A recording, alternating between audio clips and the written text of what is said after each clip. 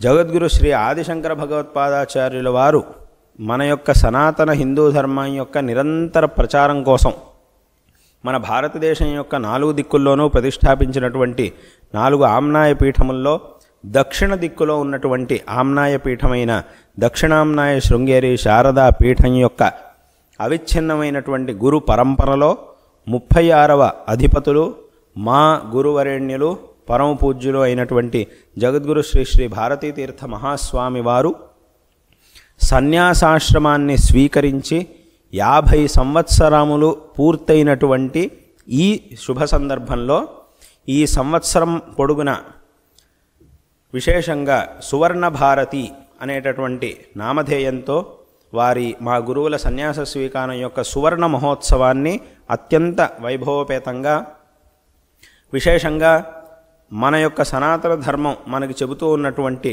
భగవదారాధన మరియు పరోపకారం అనేటటువంటి 2 పనులనే ఈ సందర్భంలో ఇంకా ఎంతో విశేషంగా చెయ్యాలి అనేటటువంటి ఉద్దేశంతో ఎన్నో ధార్మికమైనటువంటి అనుష్ఠానములు అదేవిధంగా ఎన్నో సామాజికమైనటువంటి సేవా కార్యక్రమాలు వీటన్నిటిని కూడా నిర్వహించడం జరిగింది, నిర్వహిస్తూ కూడా ఉన్నాము. ఇంకా ముందు కూడా ఈ సందర్భాన్ని పురస్కరించుకొని నిర్వహింపబోతూ ఉన్నాము.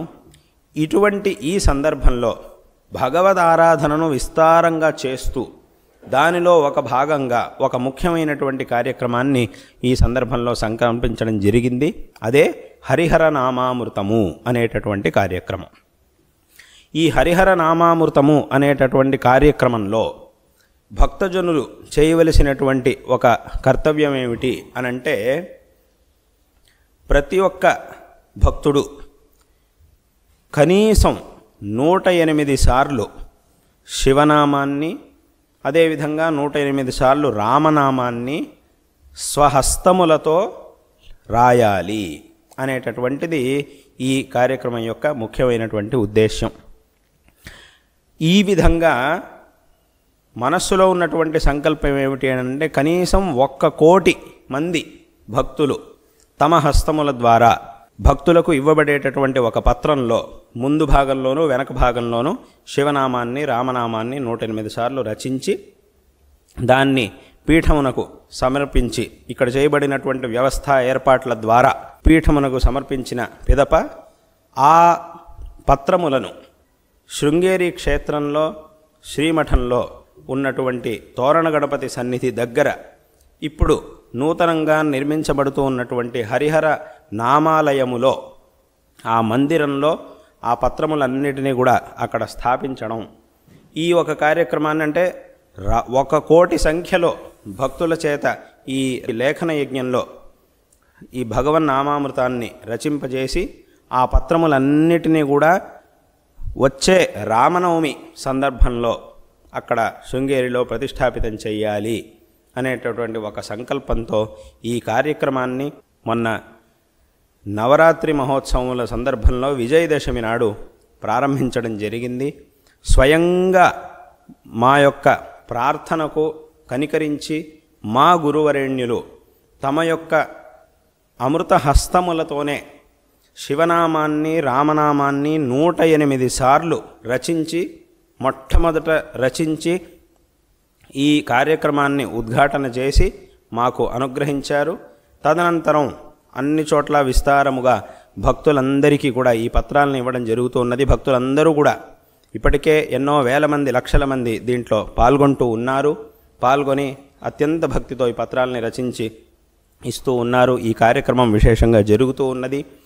భక్తులందరికీ చెప్పవలసినటువంటి ఒక విషయం ఏమిటంటే, ఈ కార్యక్రమంలో దేంట్లో అయితే ఈ భగవన్నామాన్ని రచించాలో ఆ పత్రములని భక్తులకు అందజేసేటటువంటి ఒక ఏర్పాట్లని చేయడం జరుగుతూ ఉన్నది.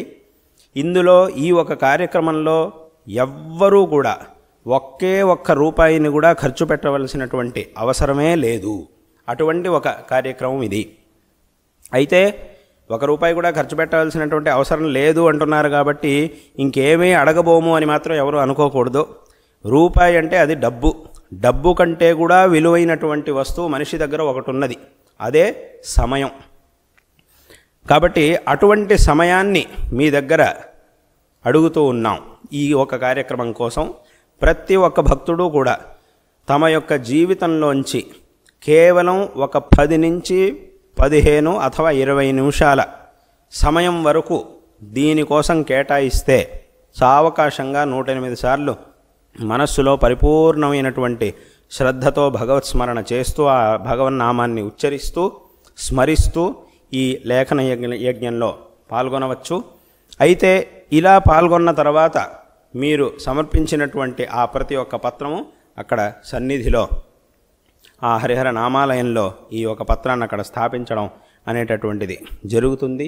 కాబట్టి ఈ కొంత సమయాన్ని భగవంతుడు మనకిచ్చినటువంటి అమూల్యమైన వస్తువైన ఈ సమయాన్ని దీనికోసం కేటాయించి ఈ యొక్క పవిత్రమైనటువంటి కార్యక్రమంలో అందరూ కూడా పాల్గొని శ్రీ శారదా చంద్రమౌళీశ్వరుల యొక్క మా గురువరేణ్యులైనటువంటి జగద్గురు శ్రీ శ్రీ భారతీ తీర్థ మహాస్వామి వారి యొక్క పరిపూర్ణమైనటువంటి కృపకు పాత్రులు కాగలరని ఈ సందర్భంలో మీ అందరికీ కూడా తెలియజేస్తూ మీ అందరికీ నారాయణ స్మరణ పూర్వకమైనటువంటి ఆశీర్వాదాలను తెలియజేస్తూ ఉన్నాం.